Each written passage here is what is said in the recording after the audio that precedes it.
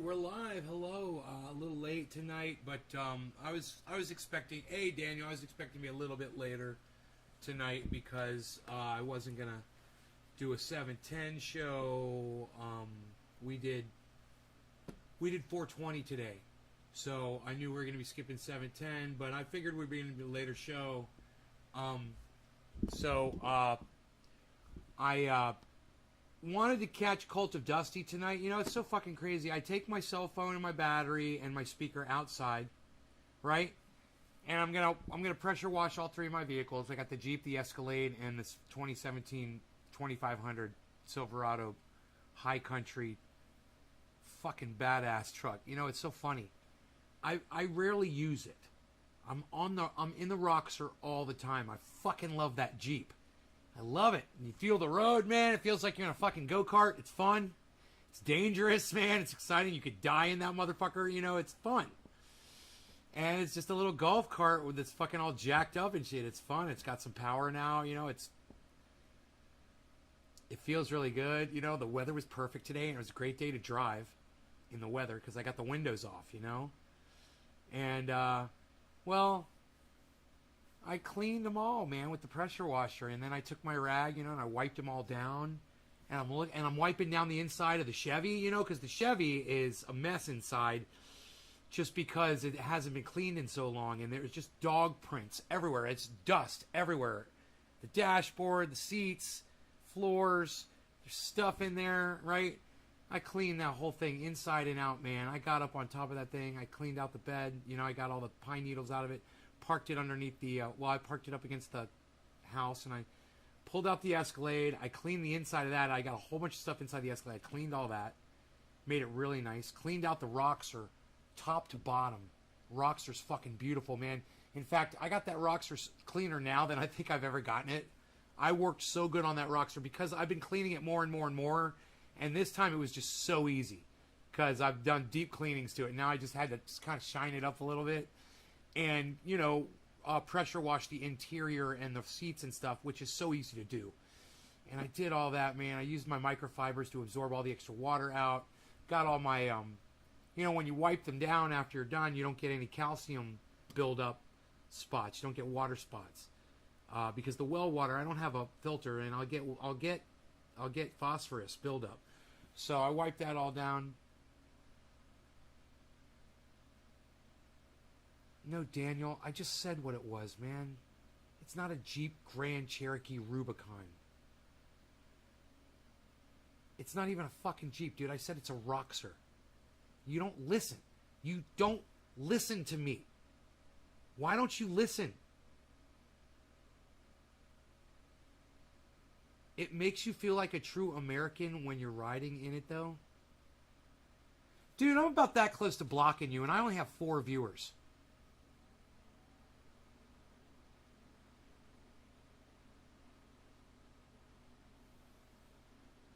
God damn, dude. I swear to fuck. Where are the goddamn Enoch and Nick Brown when I need them right now? Fuck.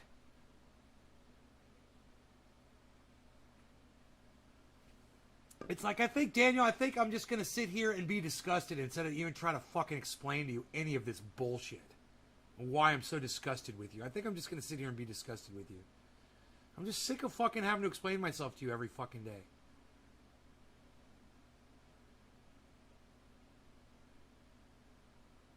Josh, what's up, buddy?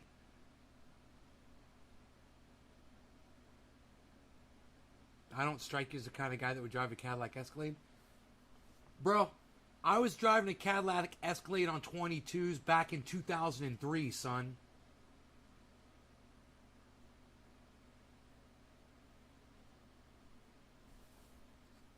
Or late 02. I mean, I got that car in late 02. Actually, I've owned my 2003 Escalade since it was brand new, and I've never sold it. I've had the car since 2003. What is it, 2021?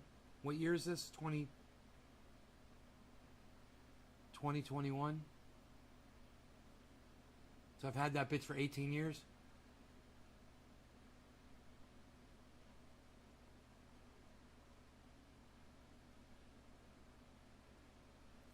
Daniel, I really don't like you tonight, man. I don't strike you as a guy that would drive a Cadillac Escalade. I just want to fucking punch you in your face right now, bro.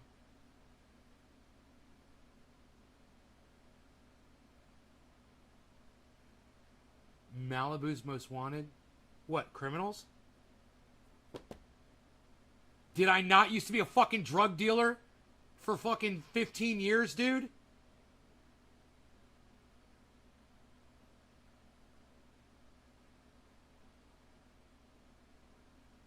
I don't care if you fucking said no offense, dude. You can't just say fucked up shit and then think saying no offense after makes it okay. Hey, your mom's a cunt. No offense, Daniel Andressy. You see how that worked? It didn't fucking work, did it?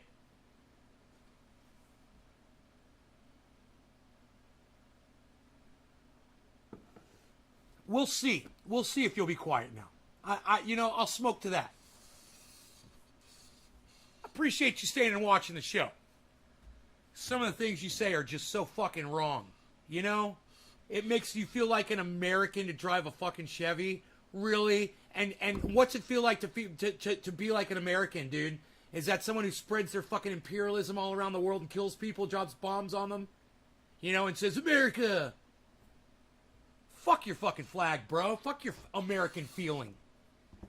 Feeling American sucks dick. God, fucking watch the news one time, buddy, and see what the fuck we're guilty of. Or just pay attention one time to this fucking show.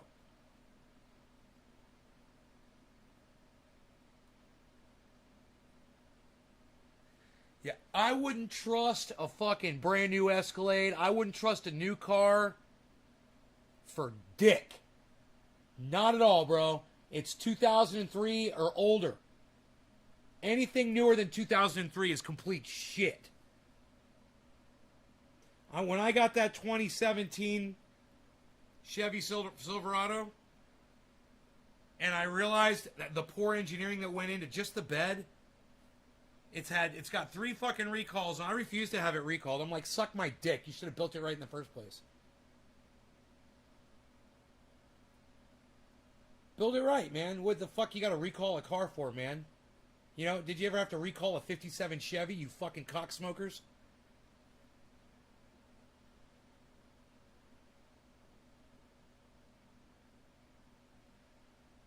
Build them right, you know?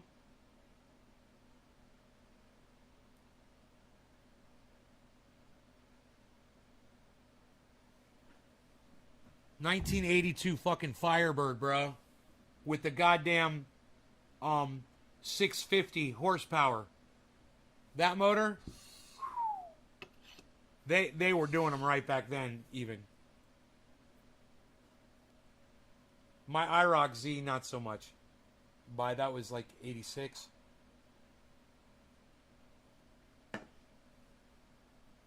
Chevy started falling off. And that IROC should have been built better.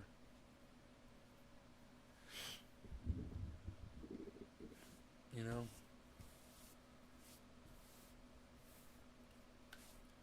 I specifically didn't get T-tops because they had a fucking reputation for having leaking T-tops.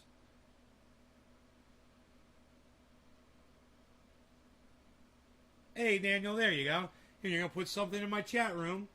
That's what I like to see, Daniel. That's what I like to see from you. Number 3, you shared the video. You want me to smoke along? I shall do it. It's easy, Daniel, man. You'll catch on eventually, I think, bro. Keep coming back, man. Keep trying. Who knows? We might even be friends one day, bro.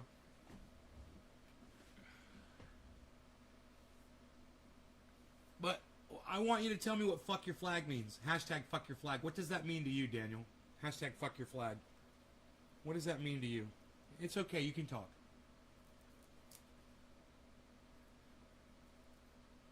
You ever heard hashtag fuck your flag?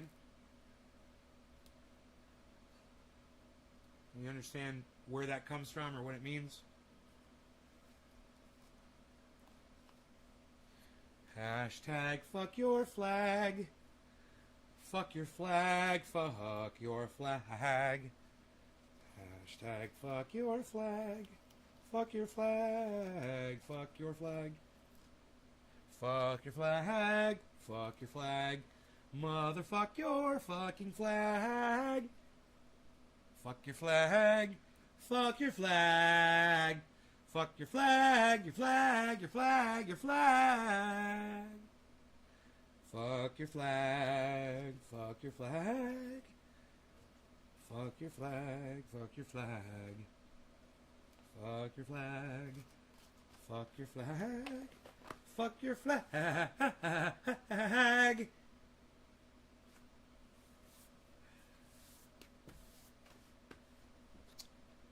All right. How about this? What does fuck your flag mean to any of you guys? Hashtag fuck your flag. What's it mean? Where's it come from? What does it mean? Well, I'm more than half Hungarian. My cousins live out in England, and I've always wanted to live anywhere but the United States. I've always wanted to live anywhere but the United States. Yeah, fuck your flag. Exactly, bro. See? You got it. You know, just because you're in the United States doesn't make it fucking special. You know?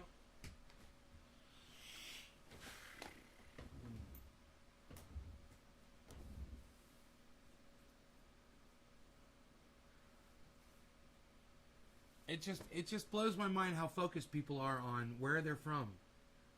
You know, what your bloodline is, what's your fucking nationality, what's your fucking your origin. Who fucking cares, dude? We're all almost dead anyway. Who cares where the fuck we came from? The human race is almost extinct. It doesn't matter what the fuck race you are or where the fuck you came from. We're all dying together. You know, you're so fucking focused on being American. I'm more than half Hungarian. My cousins live in England. I want to live anywhere but the United States. What the fuck, dude? Who fucking cares? You know?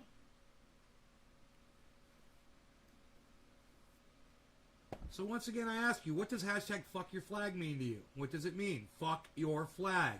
Why you sit there and talk about all this stupid bullshit instead of answering my question?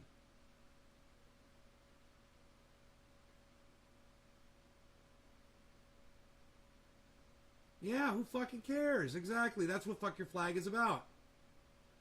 That's what fuck your flag is. Who cares what your nationality is? We're human beings. We all bleed red. You're on the side of the road. You need a fucking hand. I'll fucking pull over. I don't care what color you are. I don't care what goddamn what country your mom is from. I don't give a fuck. I'm a human being. You're a human being. I would hope you would pull over for me too. You know?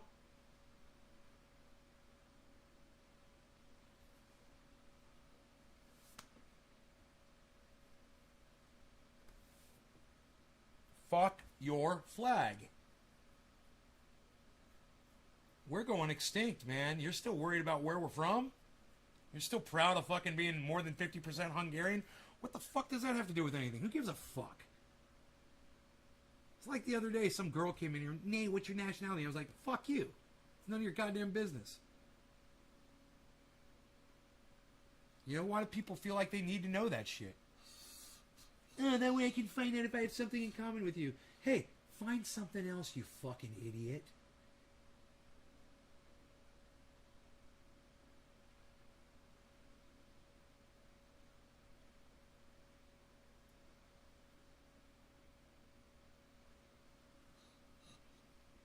No law regarding cannabis. Cannabis isn't just for... Hey, oh, look at this. Shut up. What was I saying there? No law regarding cannabis. Cannabis isn't just for all. Cheers, everybody. I got 3 clean vehicles in my driveway, man.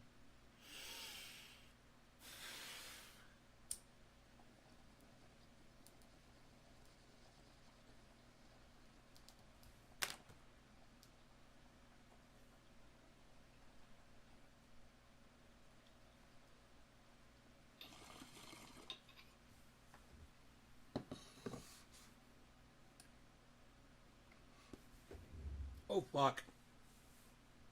That's going to get me high as fuck right there. That's that Jack Harris.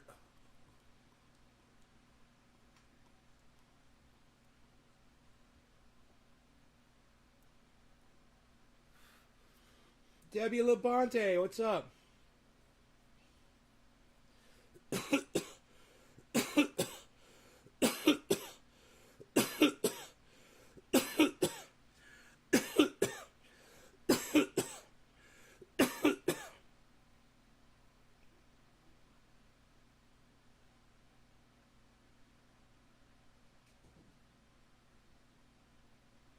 Why the fuck are you sending your kid to fucking school, dude? God, you're an idiot. Everybody who's sending their child to school right now, you're all a bunch of fucking idiots. Not just you, Daniel. Every parent. You're all fucking idiots.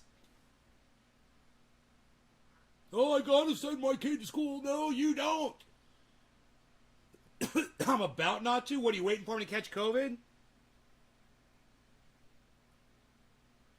Thanks for asking. Just for done work a bit ago. Debbie Labani. This little kid's about to get homeschooled. That's the smartest thing you've said all year, Daniel. You should tell your wife that. Show her how smart you've become since you started watching my show.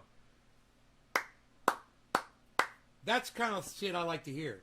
Whether you can manage it or not, at least you're thinking about it. You know?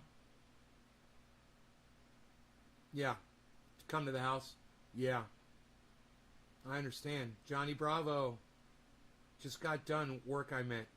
Just got done work I meant. I got you, Debbie. Me too. I just got done detailing, well, cleaning. Not really detailing because I didn't wax them, but I wiped down those insides of those interiors, man. Not the Escalade because it didn't need it. The interior of the Escalade was already wiped down, and it's been not dusty at all. Hasn't had the dog in there or anything. The Roxor and the fucking Chevy 2500. Dude, those fuckers are so clean. They're pulled right up to the fucking house, man. Everything's like, the Escalade is backed in, so it's just ready to drive right the fuck out. And I got the Quad, the Escalade, the Chevy Silverado, and the Roxor just ready to rock. Hey, man, what do I need to do? I got to go to the mail? I got to go take the garbage down? I got to go to the store? I got to go see some of my friends? You know? It's like, which one are you going to take? Oh, it's so fun, man. I love having that option. I love having all those vehicles. And I love every single one of them. They're all great. Today I put Rogie on the Quad, and we just went for a drive in the stars. It was beautiful, man. Fucking no shirt on, man. Just my jeans.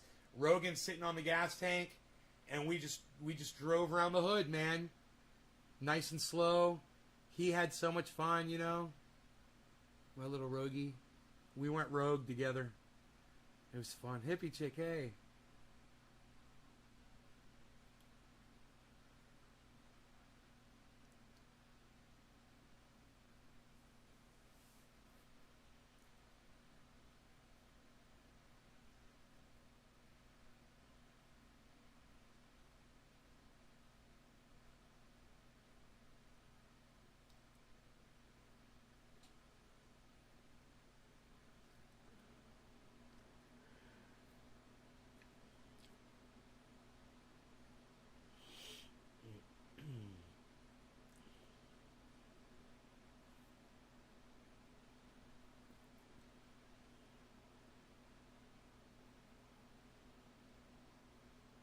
Let's get fucked up. You guys want to get fucked up?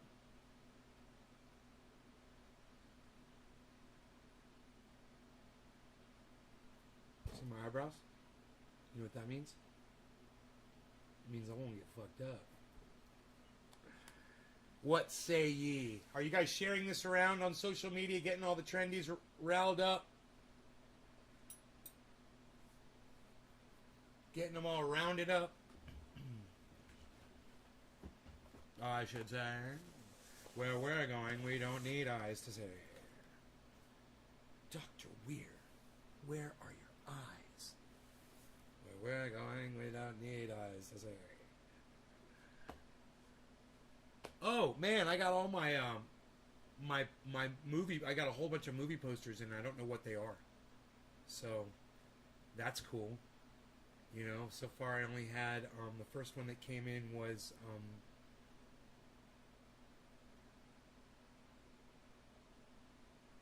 I don't even know. I don't even know. I don't even remember if I opened it up all the way. I put it back in the case. I got like 6 movie posters now, man. So I'm going to have to buy frames for them and hang them up. It's going to be cool, man.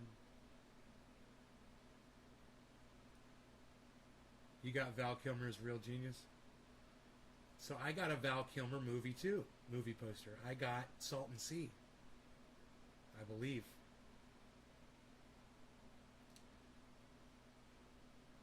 Kind of want to open them all up, you know?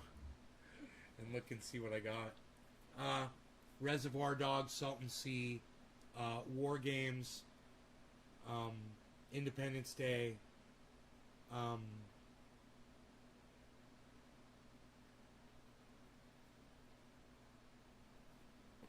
Fifth Element, maybe. You got one signed by Sylvester Stallone? Nice. You know, that was something I saw on the internet. You can buy them already signed by the actors. Some of those movie posters sell for $5,000-$10,000.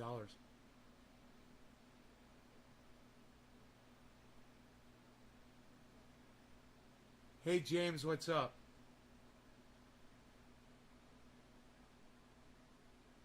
No, I will not move the mic closer.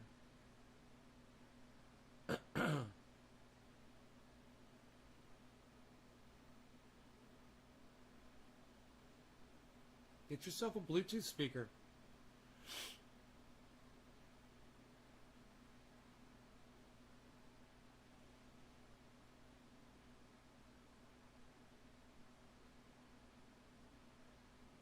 Is the volume that bad, guys?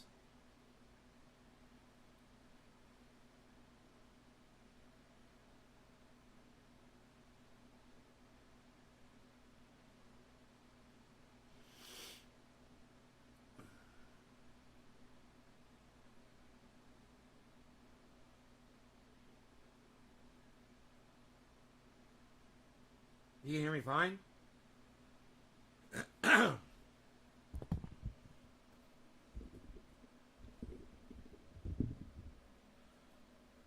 Swear to fuck, hippie chick. Can't believe you. At least you said please. I don't know if that's gonna help or not, man. I don't know. If you can't fucking hear me, you need one of these. Get a Bluetooth speaker. Because, James says it's hard to hear. So you guys are not going to be happy till I'm fucking distorting my mics.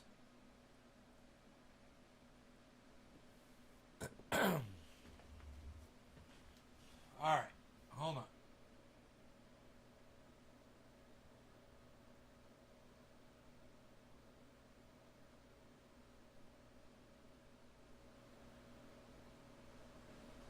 Yeah, how's that? That should be way better. You want me to start screaming now? You miss the words when I'm speaking quietly? No, I don't. I've never even heard of a D104 before, James.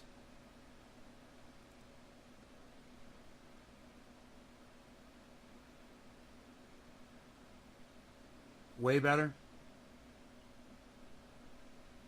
I'm just impressed that you guys actually want to hear what I have to say because, you know, for the lack of responses that I get usually on my show, I just figure you guys don't fucking listen anyway. You probably just smoke along with the sound off.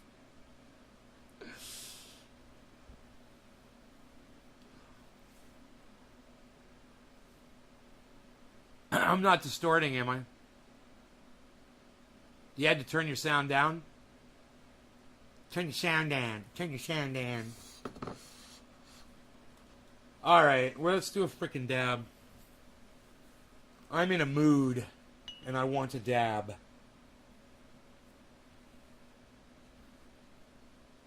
I feel like, usually it's generally because I've got my thoughts literally just ripped from my mind from these reptilian, shape-shifting, interdimensional aliens, and they take the most mundane of my thoughts, but I find it much fuzzier to think, you know, so I have to snort only half a line of super male vitality in the morning. It's so ultra potent. Now, I'll smoke that. I'm sorry, that's watching Nays Gardens when I'm smoking my bong rips. I will snort that half a line of super male vitality. I will wait at least 7 or 8 seconds and then I will snort that other half. It is so ultra potent, you gotta wait. Break them up in half like that.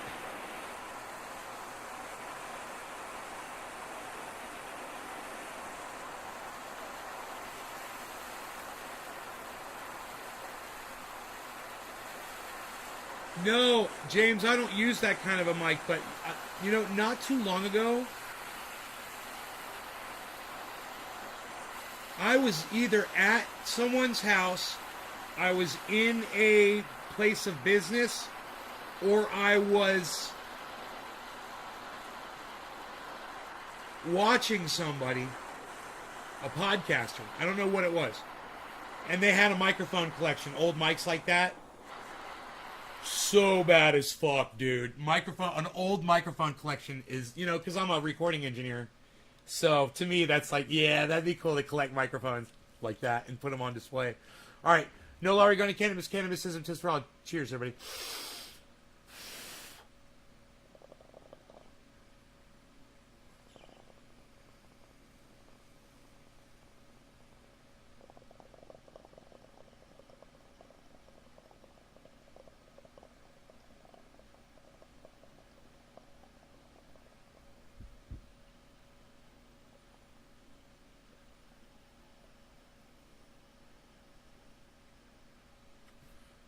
I'm not familiar with those microphones either. You know, like an old ribbon mic. The old broadcaster mics. The desktop. Even the CB mics. That the police used to use.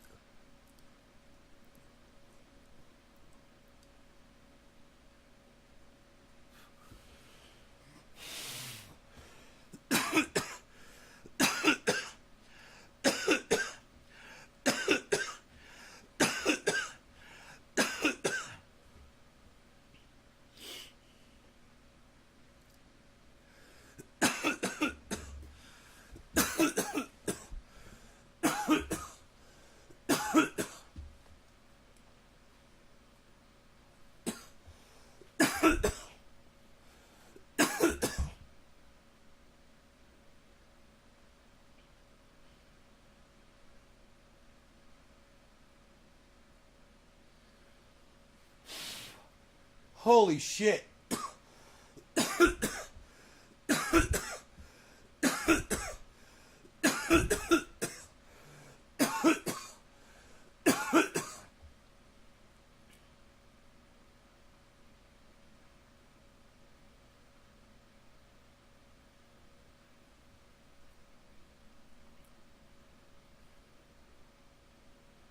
Yo, Enoch, what's up, buddy? I was saying before, I wish you were in the show. Here you are. Literally said your name out loud, bro. Daniel Andressy was up to his same shenanigans. I was like, God, I wish Enoch and Nick were here. Griffin, cheers. I had to call shenanigans on Daniel. I'm going to call him Daniel Shenanigans. That's his new name. Daniel Shenanigans.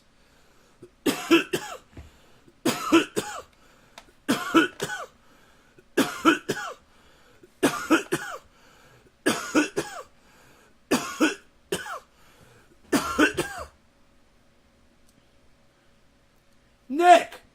Dude, what the fuck? I literally say, man, I wish Enoch and Nick were here, and then you guys show up fucking 10 minutes later. Yo, Daniel, do you see how powerful I am? Daniel Shenanigans. You see how powerful I am?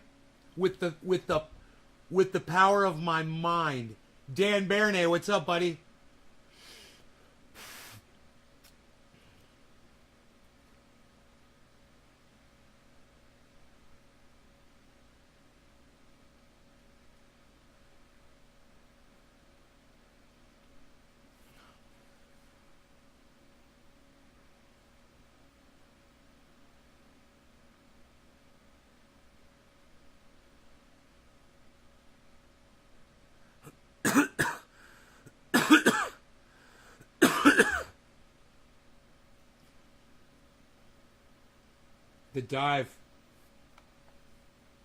The dive with Jackson Hinkle. He's live.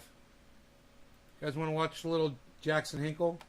It's interesting what happened. Joy got upset with something Jackson said. There were so many issues bundled together around this story, but what I find interesting is the way that Rogan is being treated by what you'd have to call the mainstream media, and their appetite to condemn, and in some ways with particular bias, the course of action that he took. I got some clarity on this issue by reading Matt Taibbi's piece on Substack. He said, This article is very good. I just want to read these paragraphs in full for you that he's about to read in part, because they are extremely informative. So let's take a look at this, and then we'll go back to the video. This is Matt Taibbi. You can check it out on his Substack, taibbi.substack.com. He writes, there clearly is not evidence some that shit about Matt Taibbi. Penicillin, at least as far... I was. Okay, sorry. At least as far as its effects on COVID-19. As is noted in nearly every mainstream story about the subject, the World Health Organization has advised against its use pending further study. So they're not saying that this is going to kill you, or that this is a horse dewormer or anything like that, like the mainstream media has been falsely reporting at every chance they can get. Falsely reporting? No, they falsely are saying reporting. That, like, look, there's no evidence right now that we can find that it's going to. We're not going to advise to use it. We need to study this more. So that's all they're saying. He goes on to write, there have been randomized studies showing it to be ineffective in speeding recovery, and the drug's original manufacturer, Merck, has said, quote, there's no meaningful evidence of efficacy for COVID-19 patients. However, it's also patently untrue, as is frequently asserted, that there's no evidence that the drug might be effective. So basically what he's saying here is like, just because...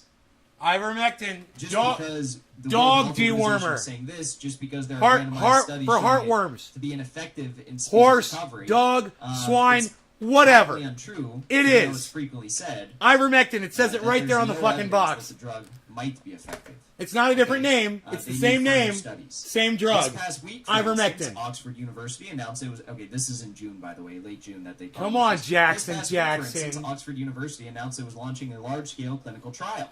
The study has already recruited more than 5,000 volunteers, and its announcement says what little is known to be true. That, quote, small pilot studies show that early administration with ivermectin can reduce viral load and the duration of symptoms in some patients with mild COVID-19. That's why they're doing a fucking larger study. That's why they're doing a larger study. So for everyone who's saying, like, oh my God, this is going to kill you, or this is going to end you up in the hospital, and this is horse dewormer, and there's no shot that this is ever going to be an effective way of potentially treating COVID. It's rooted in no evidence whatsoever. There's no evidence to back that claim up, and that's why they're studying this, because they can't recommend it yet. They need to study this more, so they're fucking studying this more. This is how science works.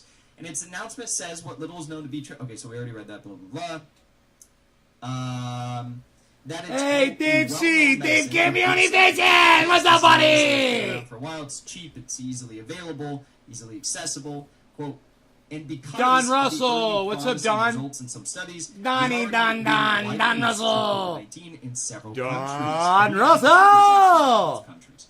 The Oxford text also says, quote, there is little evidence from large-scale randomized controlled trials to demonstrate that it can speed up recovery from the illness or reduce hospital admission. But to a person who might have a family member suffering from the disease, just the information about, quote, early promising results would probably be enough to inspire demands for a prescription, which might be the problem, of course. Unless someone was looking for that information, they likely wouldn't find it. As mainstream news, even of the Oxford study, has been effectively limited to a pair of Bloomberg and Forbes stories. All right, so I just want to show you this right here. Yes, this is real. Ivermectin to be investigated in adults age 18 plus as a possible treatment for COVID-19. And the principal trial is being led by Oxford University. Okay, the University of Oxford. So let's go back to this video. You're going to hear Russell Brand do a solid job of breaking this down. Actually, let's take a listen. WHO has advised against ivermectin's use pending further studies. His microphone is distorting, man, I swear. Effective in speeding recovery, and the drug's original manufacturer, Merck has said there's no meaningful evidence of efficacy for COVID-19 patients. However, it's also patently untrue, as is frequently asserted, that there's no evidence that the drug might be effective. So it seems that there is some. This past week, for instance, I remember we went over this. Announced it was launching a large-scale clinical He's trial. got a totally different take on it than I've got. 5,000 volunteers, and its announcement says what little is known to be true, that small pilot studies show that early administration with ivermectin can reduce viral load and the duration of symptoms in some patients with mild COVID-19. That is... Isn't it crazy that if you just look a little bit beyond the mainstream media, you can find ample information to debunk everything they're saying? Isn't it just incredible? It's a well-known medicine with a good safety profile, and because of the early promising results in some studies, it's already being widely used to treat COVID-19 in several countries. What interests me about this story is the politicisation of information. Perhaps we shouldn't be surprised by that, because it's something we've witnessed around every single news story for a little while now. It seems there's very little objectivity, little ability to come together in union. Everything is used as an opportunity to score points, either for what is regarded as the left and right, but what some people would argue are kind of false divisions, old-fashioned divisions, out-of-date divisions. Nonetheless, it's difficult to get clarity. With coronavirus, surely whether we're talking about the vaccines or potential treatments, it should just be, there is this problem, coronavirus, and the problem is causing all manner of consequent difficulties as a result of the lockdowns, the controversy. Let's look at the medical treatment as objectively as we possibly I'm super can. chatting him. That doesn't seem to be what's happening. Much of the reporting around Joe Rogan, for example, seemed to initially take delight that he had coronavirus, kind of wanted him to suffer as a result of it, and was deeply cynical about the method of his treatment. As Joe Rogan said in his podcast, he did get better very, very quickly, suggesting that he had low symptoms. The course of treatment that he took was effective. Bullshit. It oughtn't be a political bullshit. If you're a it doesn't. So that's fucking. That's correlation without causation, man. With the information you've been There's no proof that ivermectin made Joe Rogan heal up faster, and Russell Brand said it did. Here, let me go full screen. It's interesting that, you know, the University of Oxford is the entity that is launching this large-scale study of 5,000 individuals, right? Rather than, say, Merck trying to fund their own studies at a large scale. His microphone's distorted. I gotta tell him. Thank you, Nice Garden, for the super chat. Oh yeah. How could you tell if people taking ivermectin were low symptom? Then they get to say it was the ivermectin that made them feel better? Exactly. I mean, there's been like numerous cases in which people have had COVID, they've taken ivermectin, and they claim to get better quickly, just like Joe Rogan did. And that's a matter of, you know, trying to define whether it's causation versus correlation, right? Right? I'm not the one who's going to be able to do that. Isn't that what I just said? Groups like the University of Oxford. Dude, oh my God. Jackson Hinkle needs to go back and watch this. With actual scientists, so maybe we could get to the bottom of this. But I do believe it's interesting that, like, the University of Oxford is the group that's doing this rather than, say, Merck. Because, you know, if Merck has the financial incentive, you'd think that they would be, you know, they would be quickly moving to do, like, large-scale trials, see if this could potentially be used to treat COVID. But here's the thing. Merck, which originally developed ivermectin, the patent that they had on ivermectin it is distorting. has expired. So I'm not saying that this is all a matter of their patent expiring and, you know, capitalists not being able to make money off of something this large in scale, but I do think that it's worth taking that into account as we talk about this, right? Again, just because the patent expired, it doesn't mean that it has, like, any Dude, I forgot to take my goddamn pills today. Of ivermectin in either treating or doing nothing in treating COVID-19 or reducing symptoms.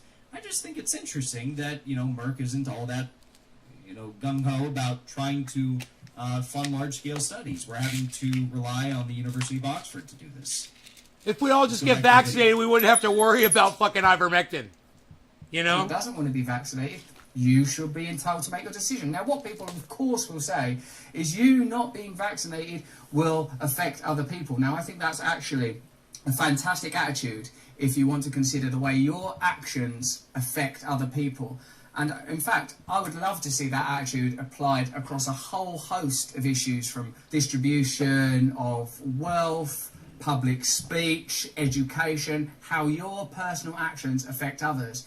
And if that's not something you're really into, then it's interesting that it's being applied stringently in one area of public and medical life and not others. The sort of rise of authoritarianism around this subject, for me, causes some concern. What I would like to see is open, plain communication and individual liberty and freedom to choose what course of action you want to take. The Oxford text also says there's little impartial Greek. My other YouTube channel with 600k subs got suspended today by YouTube. We were talking about the vaccine mandates Biden is proposing. We were just talking about how you just can't question anything. Wow. It's crazy. That sucks. Are you serious? Are you serious? Oh my god.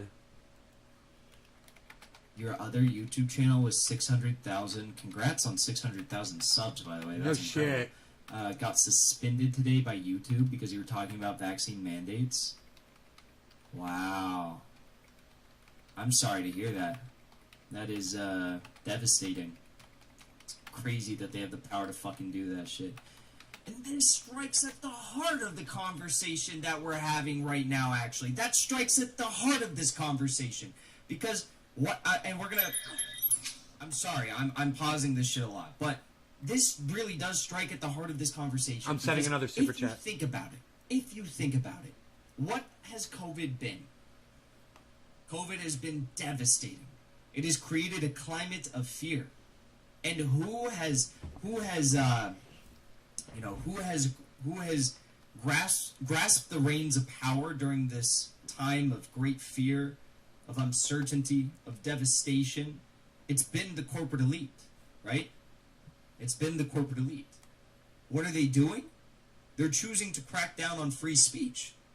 Do you guys remember when, like, virtually all of my fellow political streamer friends who were talking about the Wuhan lab leak theory or any other COVID, theory or origin theory that deviated from the mainstream media narrative of a Wuhan wet market lab or Wuhan wet market leak? All their accounts were shut down, suspended, demonetized. I think some of them are still permanently demonetized.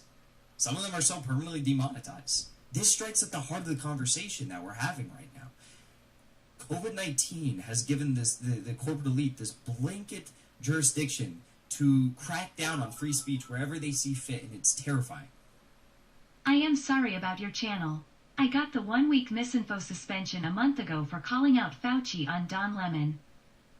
Damn, I'm sorry to hear that, Naze Garden. And you know what? You know what else? It's like, so you say something like that. You say something like that on your channel. You call out Fauci, who's been proven a liar time and time again throughout the entirety of this pandemic, and he's admitted to lying. Right. He just, he'll say, I lied for the benefit of the masses. He'll try to, like, sugarcoat his lying, right?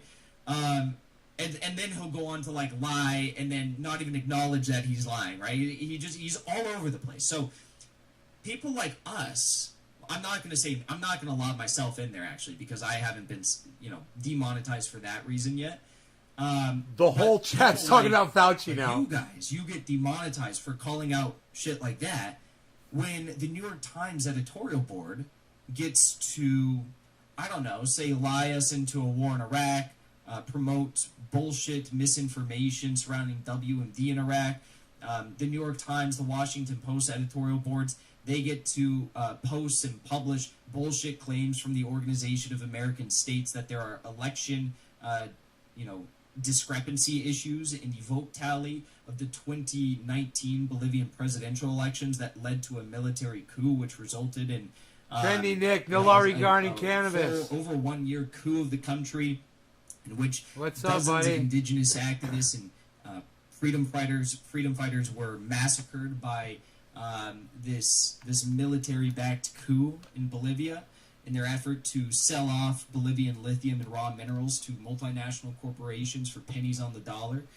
This is what they do. They get to lie on a daily basis, and when they lie on a daily basis, they are applauded for it, right? The people who promote those lies and who publish those lies, they're given higher and higher positions within their respective organizations and companies, right? This is how it works. They fail upward. So we get demonetized, we get suspended, we get censored, we get permanently banned, we get permanently demonetized for saying these things, but we're calling balls and strikes. Sometimes we get it wrong. I've gotten stuff wrong in the past, but like, I will never get anything wrong to the degree of lying us into a fucking war. I'll never do it. It's never going to happen. I will never be as wrong as the New York Times. I will never be as wrong as really any outlet in the mainstream media. Like, when I get something wrong, it's minor, and I've corrected it. And I don't think there's been... I don't think I've had to issue a retraction or a statement on anything I've done wrong more than, say, 5 times. More than, say, 5 times. Maybe more than that, actually, because I used to be a pretty big shitlib, and I would promote things that were just patently false. But that was because I literally just had not been exposed to the truth and the real information surrounding U.S. imperialism. And I've learned since then, and I have course corrected. I've admitted where I've been wrong. Maybe it has been 10 times. I don't know. But, like, this is what I'm getting at. You Nasegarden and Impartial Geek, you are striking at the heart of this conversation right now. Evidence from large-scale randomised controlled trials to demonstrate it can speed up recovery from the illness or reduce hospital admission. But to a person who might have a family member suffering from the disease, the information about early promising results would probably be enough to inspire demands for a prescription, which might be a problem, of course. Unless someone was looking for that information, they wouldn't find it, as mainstream news of even the Oxford study has been effectively limited to a pair of Bloomberg and Forbes stories. Unless there's transparency and communication that has good faith behind it, rather than, obviously, bad faith, it's really easy to assume that there are agendas at play, like that people would prefer you to take a certain course of action, and that preference is not necessarily based on the well-being of people in general, but other incentives. And if what you desire is a positive outcome for everybody, then surely that's coming from a place of kindness, compassion and tolerance. And I recognise compassion, kindness and tolerance when I see it in the way that people communicate, in the kind of their openness and good-heartedness. So I think if you don't understand why people would be... Thank you, Impartial Geek. FWE got suspended for talking about mandates and had our stream and a video deleted, but we also talked about Fauci and said a lot more in that video, and they left up. Don't want to self-promoting, but thanks all for asking. That's so scary. Thank you for the generous super chat. I appreciate it. And I hope your account gets reinstated. Keep us posted. Keep us posted. Good shit for asking fucking tough questions. You're pissing off the right people. Cynical about pharmaceutical companies and the government, then I don't think you've been paying attention for the last 20 years. It's clear that there's a degree of circumspection is judicious when dealing with centralised bodies. You only need to look at the legal histories of pharmaceutical companies.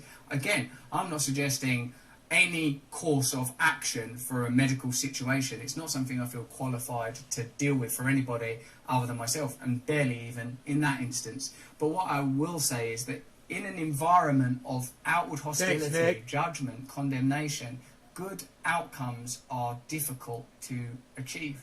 Ivermectin has suffered the same fate of thousands of other news topics since Donald Trump first announced his run of presidency nearly 6 years ago. Cleaved in two to inhabit separate factual universes for left and right audiences, repurposed drugs generally have a hard time being taken seriously since Trump announced he was on hydroxychloroquine last year. And ivermectin clearly also suffers from its association with Republican senators like Ron Johnson. Still, the drug's publicity issues go beyond the taint of conservative news. The drug has become a test case for a controversy that's long been building in healthcare about how much input patients should have in their own treatment. Well before COVID-19, the medical profession was thrust into a revolution in patients' information inspired by a combination of Google and new patients' rights laws. Should people on their deathbeds be allowed to try anything to save themselves? That seems like an easy question to answer. Should the entire world be allowed to practice self-care on a grand scale? That's a different issue. Some would say absolutely not, while others would say the corruption of pharmaceutical companies and the medical system unfortunately makes it a necessity. The world is increasingly divided along this trust-untrust axis. interesting and I would say accurate analysis there. So I suppose going forward with coronavirus, with high profile cases, with the treatment of it or the prevention of it, an attitude of openness and kindness is necessary, of non-judgment, of prioritising science and recognising that science is not free from biases, that science exists within certain economic and financial constraints, with certain economic and financial imperatives. And one way of creating more trust would be the removal of those constraints, the removal of those imperatives, so that true transparency could be achieved. I know you're going to want to join in this conversation, so jump into the comments below, but try to demonstrate this kind. All right.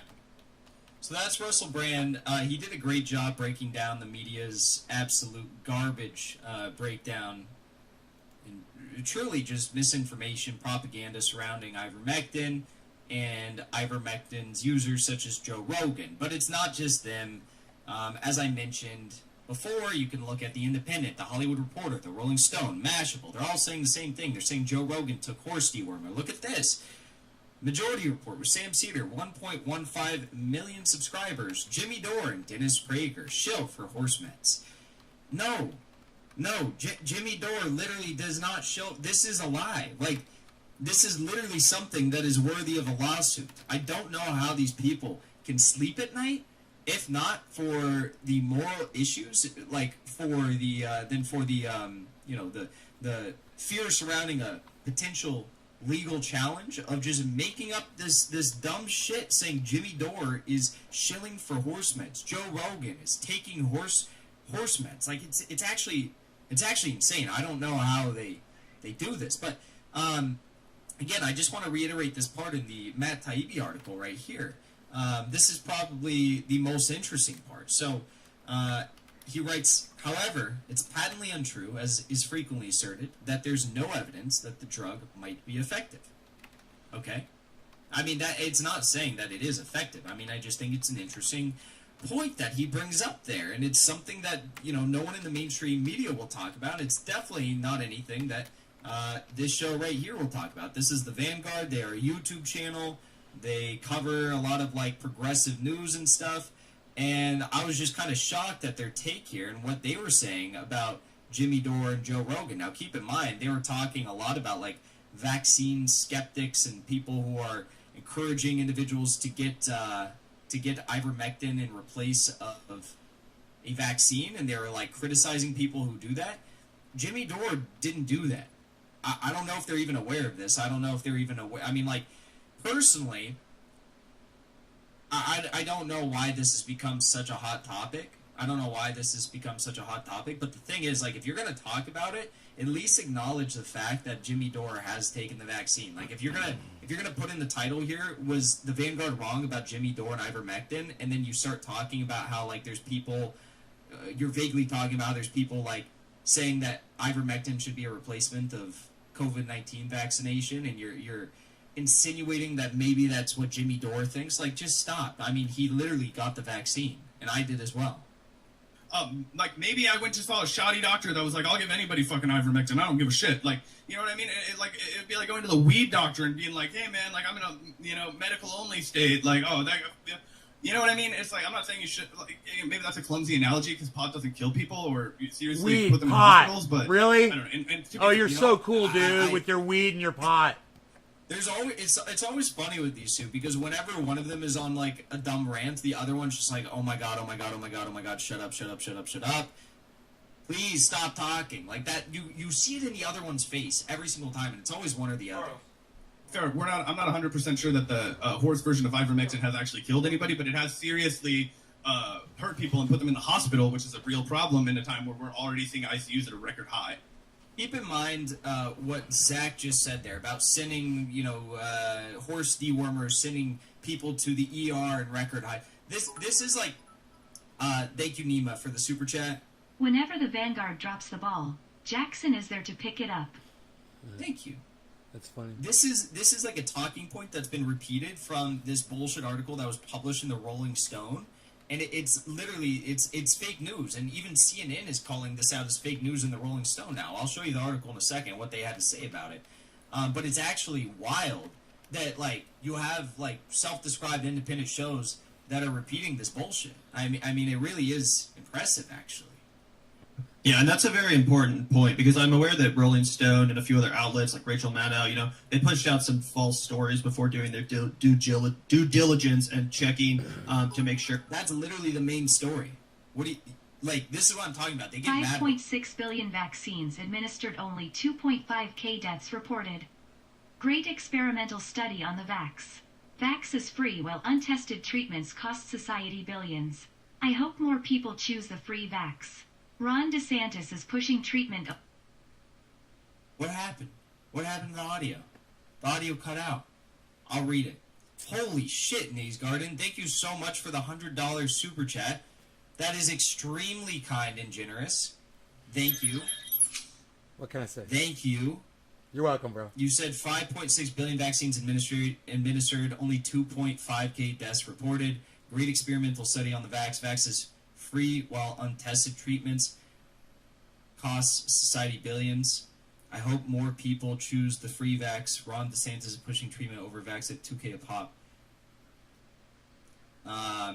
Yeah, I'm not. I haven't followed the numbers that closely, so I don't know. But like, God, thank you. You're welcome, bro. I'm not sure. I haven't followed what Ron DeSantis is doing either. Maybe you could send me something on that. I'm not familiar. Thank you for that super chat. That was very generous. Okay. Wow. Okay. Anyways, so what I was saying here is like, let's smoke to that. Zach just said some dumb shit. So then Cheers, Gavin Dave. comes in and he's like, oh, well, actually, you know, there have been stories exactly what Zach said that were patently false and even called out by the mainstream media. CNN calls out this is bullshit now. So it's like, you're literally, get on the same page before you do a stream. Jesus Christ. Regarding ivermectin, you know, there's apparently this hospital that they said was, you know, full of patients of ivermectin overdoses, and the shit turned out to be false. So a lot of people pointed to that and say, oh, that, you know, this is like Russiagate. That's what Jimmy Dore said. But you guys have to keep in mind, that was a false story. That doesn't negate the reality of what's going on the ground in this country, what's going on in the hospitals, in ICUs, which are, in fact, filling up largely because people are... I'm just running through the numbers in my head.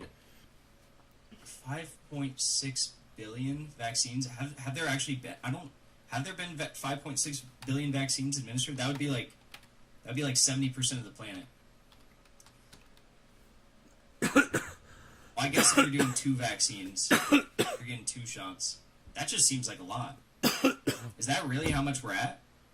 And I'm also curious the number of how you arrived at the number of deaths. I guess I've only heard of like 8 people in the U.S. like dying of complications or something, and that was from the Johnson & Johnson, and then they took it off the market for a little bit. Look, aren't taking the vaccine. Not that that's the only 5.6 billion is correct. Wow. Reason, and not that I'm placing the blame necessarily, but it's just a reality. So I do think it is irresponsible to use your platform to basically advocate for anything other than go get the fucking vaccine. That's just how I feel. See, he's saying here like, oh, like you should just go get the vaccine. I don't know why people aren't just saying go get the vaccine. Bro, people literally have gotten the vaccine. Okay, first of all, Jimmy Dore, as far as I remember, I'm pretty sure Jimmy Dore took ivermectin, not even because of him having COVID. I think he took ivermectin because he had long-haul vaccine symptoms, which are similar to long-haul COVID symptoms. So his doctor encouraged him, and again, I hope I'm getting this right. His doctor encouraged him to take it because of that. It wasn't even as a result of COVID. Now, Joe Rogan's case, yeah, he did have COVID, and he took ivermectin as a result of his COVID. But, like, no one knows whether or not Joe Rogan has taken the vaccine, and Jimmy Dore did take the vaccine. So, shut the fuck up.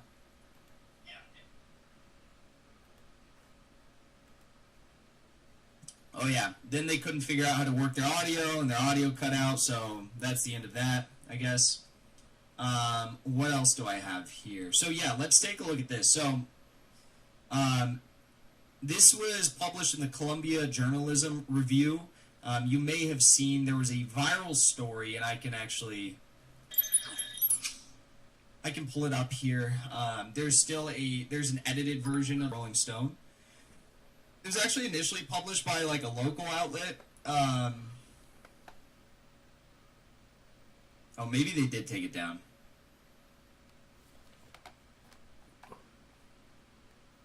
go back to this. So, Columbia Journalism Review says how a story about ivermectin in hospital beds went right wrong. on, Nick. Thank you, Basic Shapes, for the super chat. There are legit health concerns reg the vaccines. I agree that most people are fine taking it, but it's wrong to mandate everyone take it. Some people will have health issues with it. Thank you, Nays Garden, for the super chat. coronavirus.jhu.edu/map.html. Okay, so I guess that's the link. Yeah. Okay, so Basic Shapes.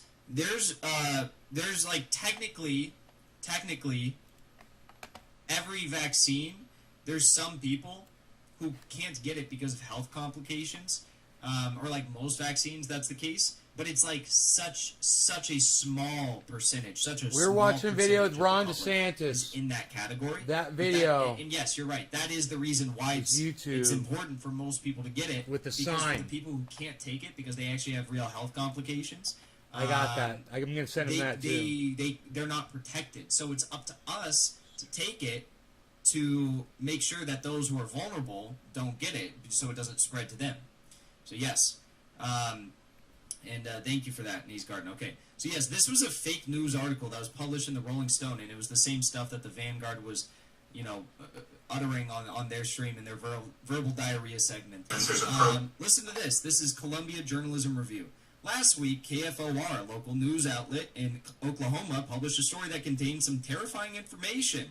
So many people in the state were hospitalized due to overdoses of ivermectin, a drug originally designed for horses, which some anti-vaccine sources have promoted incorrectly as a defense against COVID-19.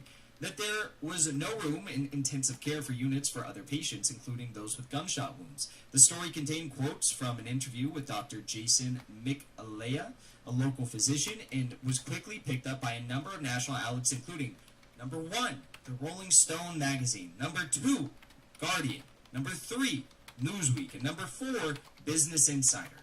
A producer for MSNBC repeated the claim on Twitter, although she later deleted it, as did the Rachel Maddow show. Not surprising. Not long afterward, the story started to spring some major holes, as detailed on Twitter by Drew Holden, a public affairs consultant in Washington, D.C. and former assistant to a Republican congressman, and by Scott Alexander on his popular blog Astral Codex 10. The first sign that all was not right came with a statement from a large Oklahoma hospital, which said there was no bed shortage due to ivermectin overdoses, and that the doctor quoted in the KFOR report hadn't worked there in months. The doctor literally hadn't worked there in months. And they're quoting this guy as fucking like some sort of a legitimate resource on a legitimate source on the day-to-day operations of the hospital, and his information was wrong. Others pointed out that in his original interview with the Oklahoma news outlet, Michalea, whatever, hadn't said anything about ivermectin cases crowding out other patients, but that the initial story and subsequent coverage had linked separate comments about ivermectin overdoses in scarce beds. Okay, so literally out there promoting false information. This is The Guardian, this is Newsweek, this is Business Insider, this is Rolling Stone, Rachel Maddow, MSNBC journalist, so-called journalist, and also The Vanguard. Half of The Vanguard. It's really crazy, you guys. It's actually insane the way this is being treated. Tweeting you the DeSantis video. Check out the sign in front of him, lol. Okay, cool. Thank you. Thank you for the super chat. I'll look out for that. You know, I just want the best. I want this pandemic to go away. I want people to stop dying. I want those who have, like, very, very terrible symptoms to have the symptoms reduced and heal quickly. I'm stoked that Oxford University is looking into this further.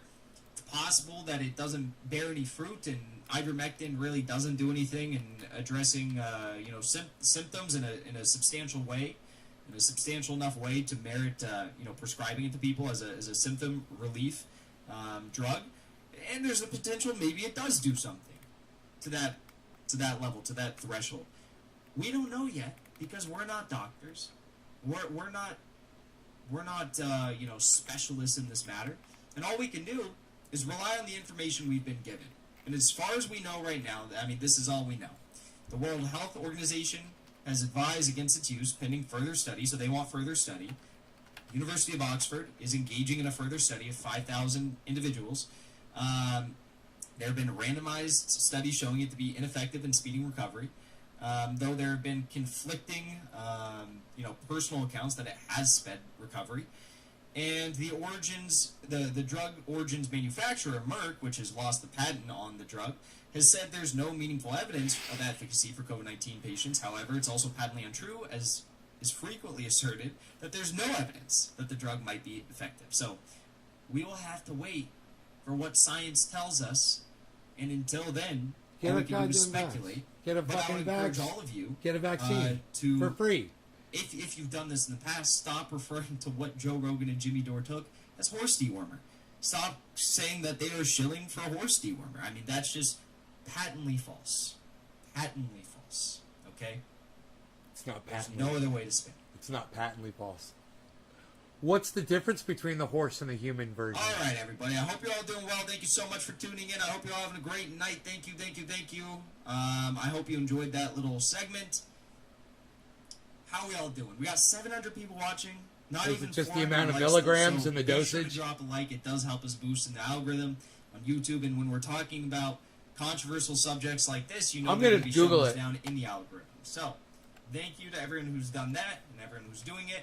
I want to remind you all, if you'd like to support my work, you can do so by joining as a member, clicking that join button below the stream. I greatly appreciate it. Most of my content gets demonetized, so if you can support the show, thank you in advance. I also want to say, if you'd like to support me on Patreon, PayPal, or Venmo, I have links to all of those right here, and I'm going to link them in the chat for all of you. Nick, thank you, buddy. I just threw it in there. Shout out to everyone who checks that out. Thank you to all of our Patreon members, everyone who sends in PayPal, Venmo contributions. And lastly, before we move on, if you want to join our Discord, it's a great time. Be sure to do that. I just linked my Discord in the chat. And it's a great community. We're almost at 900 individuals in there. And then last but not least, be sure to follow my channel on Twitch. I do Twitch-only streams with Twitch-only content. So if you want to catch me on Twitch, you can follow me right there. And, yeah, it's a great time. Daniel Crawford, thank you for the generous super chat. WHAAA's data released CDC total of 650,077 reports of adverse events from all age groups following COVID vaccines, including 13,911 deaths and 85,971 serious injuries between December 14th. I don't know why it keeps cutting it off. I'd be curious. Oh, I don't know what theirs is. I don't know what that organization is, and I'd be curious how they define vaccine-related deaths and serious injuries. Like, how do they define that between December 14th, 2020, and August 27th? That sounds like a very high number. Again, like I've only seen the story saying that like 8 people have died as a result of like blood clots from the Johnson & Johnson. That's the only story I've ever seen. Jose Luis Navarrete, thank you for the super chat. You said, I thought they were using ivermectin along with other things in the cocktails they call it. Joe Rogan did. I don't think Jimmy Dore did.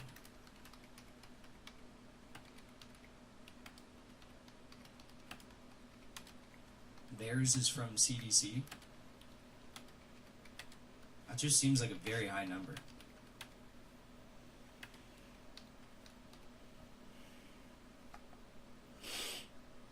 Theirs is severely underreported. Voluntary reporting data.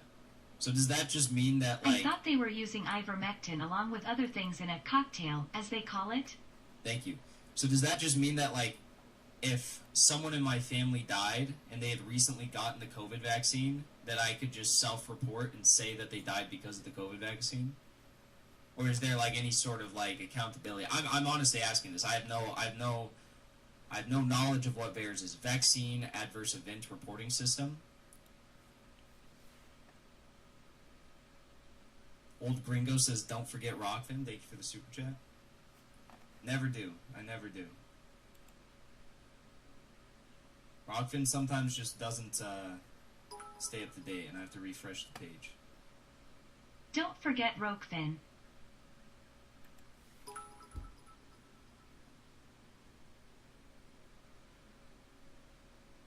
Theirs isn't serious. Yes, you could self-report. Yeah, I mean, I hesitate to take that as a serious source then. Unless someone can make the argument that there's a significant level of accountability there. I mean, I know there's loads of problems with, like, the official sources as well, but I'm just saying, like, gotta be critical of both sides on this. Alright, let's continue on here. Let's talk about Andrew Yang. Ooh, I don't really want to talk about Andrew Yang. I might have to go. So I tweeted out the other day. I said, "Hey, fuck Andrew Yang."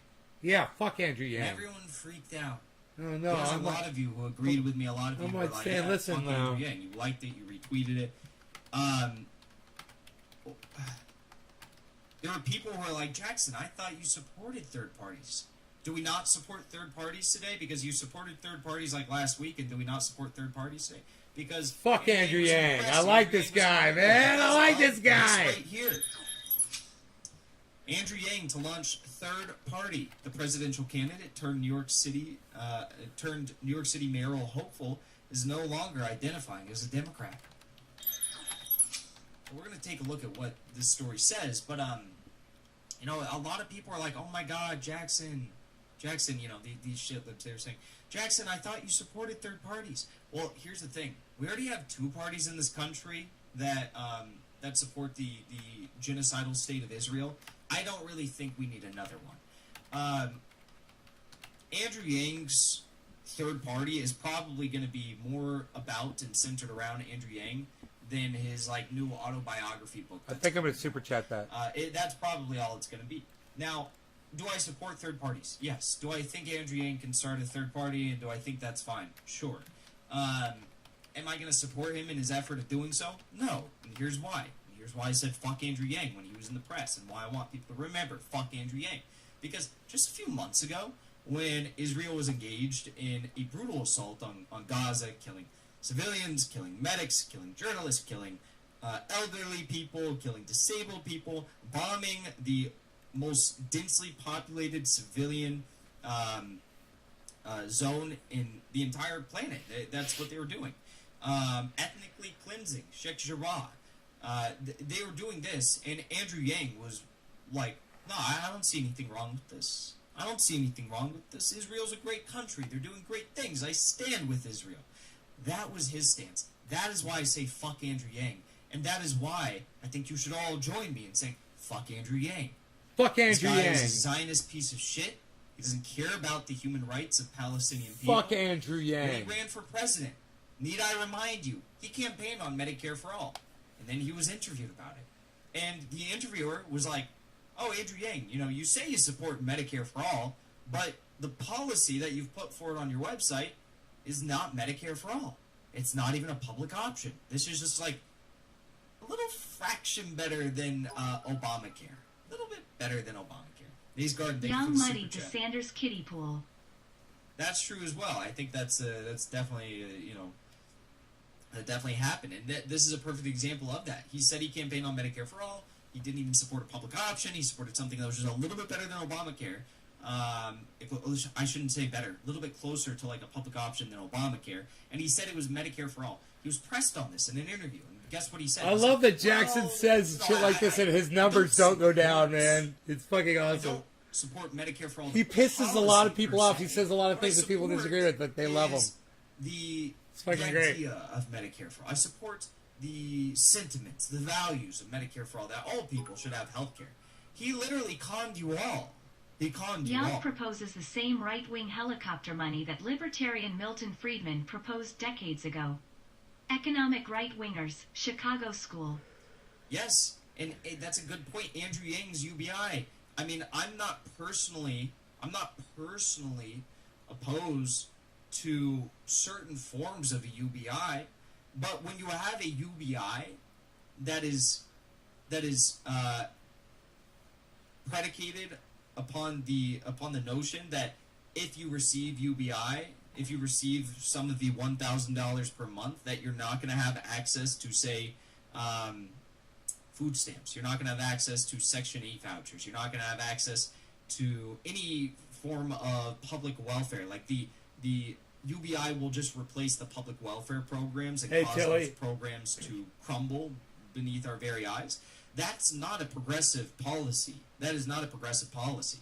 If your sole aim of a UBI is to create more financial freedom for the working class by giving them just a blanket check of $1,000 every month and saying that, oh, well, you're not going to be tied to where you spend your money now. Like with food stamps, you would previously have had to spend that money on food. You can't spend it on anything else. You can't spend it on alcohol. You can't spend it on toiletries. You can't spend it on weed. You can't spend it on any of that shit. Weed. You have to spend it on food. Don't say weed. Andrew Yang's theory of change is like, well, we'll just give everyone $1,000 and they'll spend it how they see best fit because the American people know how to spend their money. Well, what happens when you don't tie public welfare directly to an explicit use? What you have happen is the ability for debt collectors, for, say, a greedy fucking landlord to come in. You guys, I'm going to keep watching this, but I'll be in there. You guys join me over there at Jackson Hinkle. Okay, he's live on YouTube. Love you guys. Thanks for watching. Hope you enjoyed the hour-long show. And then some. I will see you tomorrow morning. All right, guys? Take care. Hope you had fun.